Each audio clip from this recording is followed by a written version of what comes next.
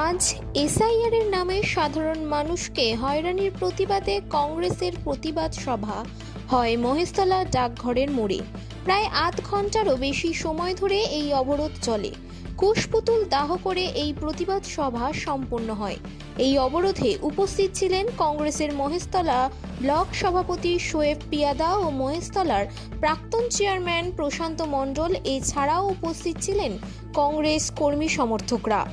আপনারা সবাই জানেন আজকের এআই এর যুগ। এই এআই এর যুগে একটা মহিলাকে একটা পুরুষের সঙ্গে ছবি তুলতে হচ্ছে। এর কি গ্যারান্টি আছে পরবর্তীকালে এই ছবি নিয়ে কোনো দুর্নীতি করা হবে না? আমাদের আরো অনেকগুলো ইস্যু আছে যেগুলো বয়স্ক মানুষ, 60-70 মানুষ যারা স্বাধীনতার পর থেকে বহুবার ভোট দিয়ে এসছে, তাদেরকেও আজকে হিয়ারিং এ ডাকা হচ্ছে। আজকে এরই প্রতিবাদে আমরা রাস্তায় নেমেছি। আমি আমার বক্তব্য দীর্ঘায়িত করব না। প্রতিবাদে আমাদের আজকে মহেশতলা বিধানসভা কেন্দ্রিক আমরা রাজপথে নেমেছি। কারণ আজকে বলে গেলে যে যার 6টার অধিক সন্তান আছে তাকে ডাকা হবে। কিভাবে হয়? তাহলে যারা মহাপুরুষরা ছিলেন তারা কি ভুল ছিলেন? আজকে আপনারা বলুন, যেভাবে আজকে এই হিয়ারিং এর নামে মানুষকে হেনস্থা করা হচ্ছে। আপনারা 23শে জানুয়ারি গিয়েছে, আপনারা দেখেছেন যে নেতাজি সুভাষচন্দ্র বসু তার সারা দেশ জুড়ে যখন জন্মজয়ন্তী পালন করা হচ্ছে, তার কয়েকদিন আগেই তারই উত্তরসূরিকে হিয়ারিং এ ডাকা হচ্ছে। এই কোন নীতি?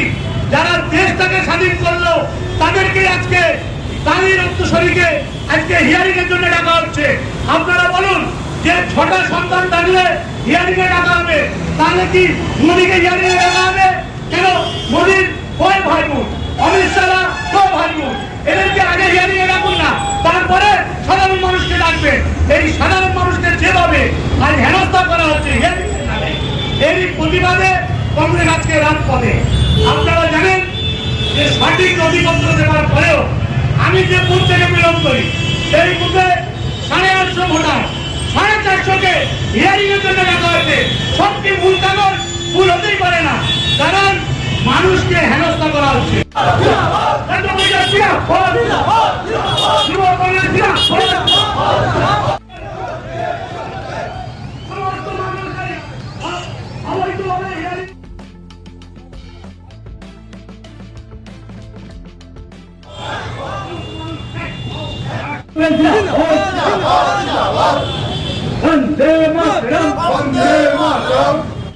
কারণ আপনারা জানেন যে বাংলায় যে এসআইআর চালু হয়েছে, আমরা এসআইআর এর পক্ষে, কিন্তু এসআইআরটা সঠিক হোক।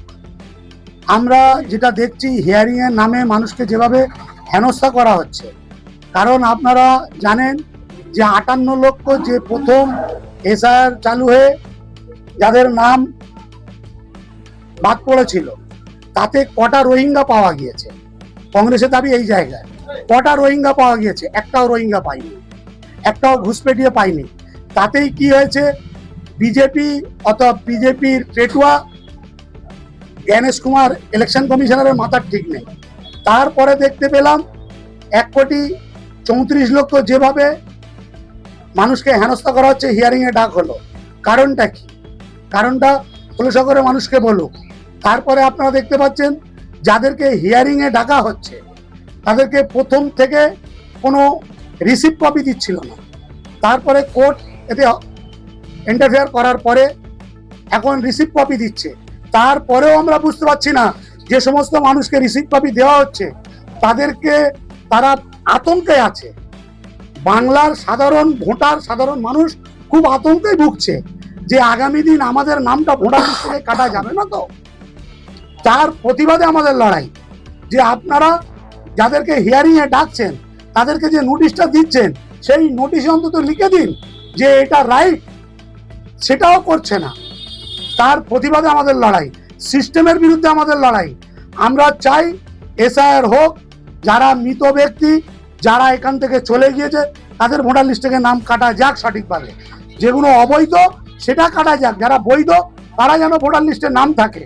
কিন্তু আমরা যেটা দেখতে পাচ্ছি, এই বৈধ ভোটারদের নিয়ে যেভাবে ইলেকশন কমিশনার হেনস্থা করছে, তার প্রতিবাদে আজ আমাদের এই বজবজ ট্যাঙ্ক রোডে জাতীয় কংগ্রেসের কর্মীরা রাস্তা নেমেছে, আন্দোলন করেছে। কি চাইছেন আপনারা? আমরা চাইছি যে এই সঠিক কাজ এসে একটা সঠিক হোক, কারণ আপনারা দেখতে পাচ্ছেন অনেক বিএলওর যারা তারা নিজেরাই বলছে যে আমাদেরকে ইলেকশন কমিশনার চাপ দিয়ে অনেক জায়গায় যেখানে মুসলিম ভোটারের সংখ্যা বেশি সেখান থেকে কাটতে বলছে। আপনারা দেখেছেন এই নিউজ, আপনারাও দেখছেন, কাটতে বলেছে। তাহলে এই যে পক্ষপাতিত্ব কেন বিজেপি এই পক্ষপাতিত্ব নিয়ে চলতে যাচ্ছে, তারই প্রতিবাদে আজ সারা ভারতবর্ষে যে দেশের জননেতা রাহুল গান্ধী যে লড়াই দিচ্ছে তার সৈনিক আমরা তাই বাংলায় লড়াইটা দিচ্ছি, আমাদের মহেশতলায় তাই নিয়ে আন্দোলন। কতক্ষণ আপনারা কত অবরোধ করেন? আধ ঘন্টা। কোন জায়গায়? ডাকঘর, বজবজ ট্যাঙ্ক রোড।